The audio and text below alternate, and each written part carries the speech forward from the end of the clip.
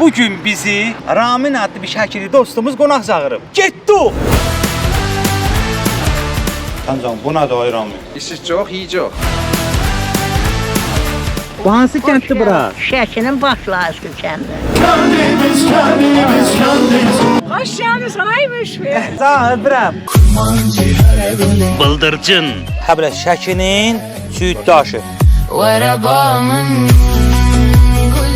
Bu ilan balığıdır.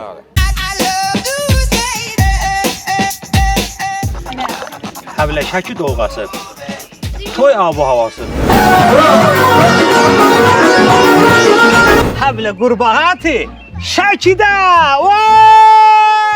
Hocam. Buna da. Can. Həyatımda ilk dəfədir. Dadlıdır.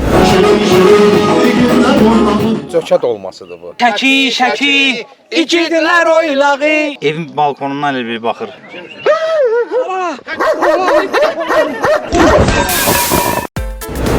Baş sponsor Lake City Yaşayış Kompleksi. Sponsorlar Oba Marketlər şəbəkəsi, Çayka Şirniyyat məhsulları.